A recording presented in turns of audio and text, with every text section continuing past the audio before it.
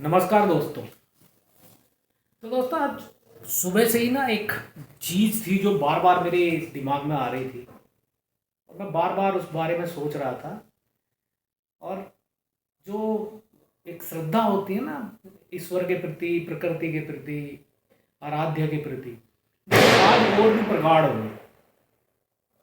तो रामचरितमानस में भी लिखा हुआ है कि होई वही जो राम रचि राखा।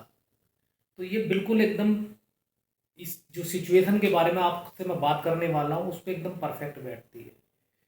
और मैं ये मानता हूँ कि होता वही है जो राम ने रच दिया।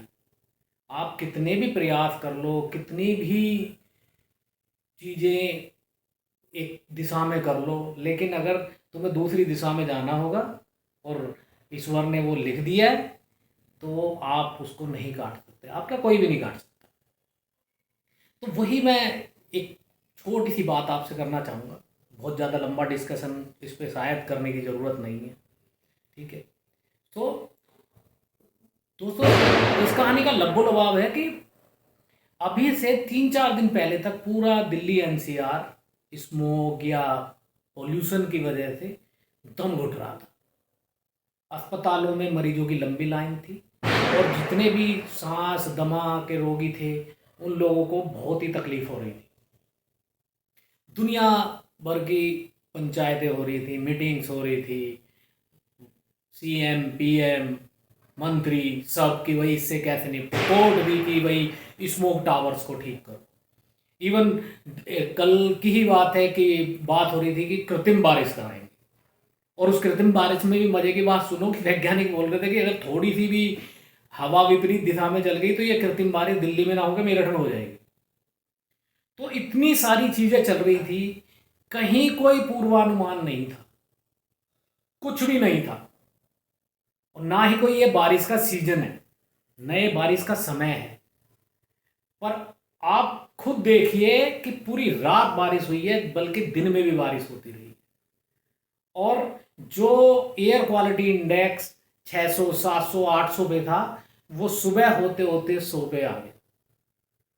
तो क्या मानेंगे आप? क्या आपकी श्रद्धा नहीं बढ़ेगी ईश्वर में? कोई तो है जो इन चीज़ों को रेगुलेट कर रहा है कि एक अति होने से पहले वो हमेशा आ जाता है बचाने के लिए। लेकिन उसमें भी सबसे बड़ा हाथ उन लोगों का है जो इस धरती का भार अपने आध्यात्म, अपनी आत्मशक्ति, अपनी ईश्वर के प्रति श्रद्धा के बल पे लिए हुए हैं।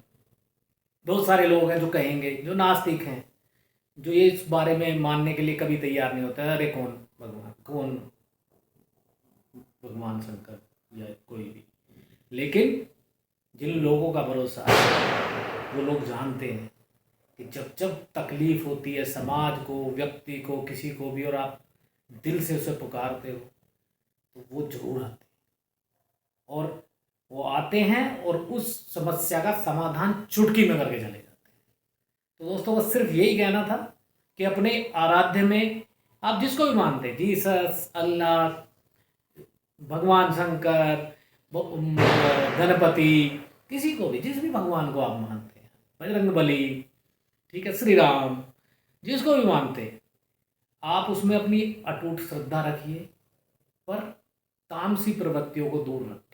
उस श्रद्धा के बल पर आप अपनी ताकत का प्रदर्शन नहीं कर सकते, क्योंकि सबसे बड़ी ताकत ही वही है। तुम उसके बिहाफ पे जाके ताकत का प्रदर्शन करते हो कि भाई ये, तो वो गलत है। आप श्रद्धा रखिए, वो हमेशा आपकी मदद करने के लिए आएंगे, कितनी भी विकट परिस्थिति हो।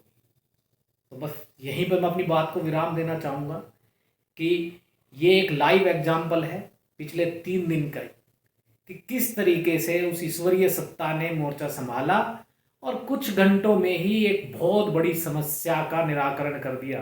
जिसमें कि जो क्रिकेट मैच होने वाला था उसमें भी टीम्स ने बोल दिया था कि भाई हम तो मास्क लगा के क्रिकेट खेलेंगे। तो आप खुद समझ सकते हैं कि ये कितनी बड़ी आपदा थी। तो धन्यवाद दोस्तों।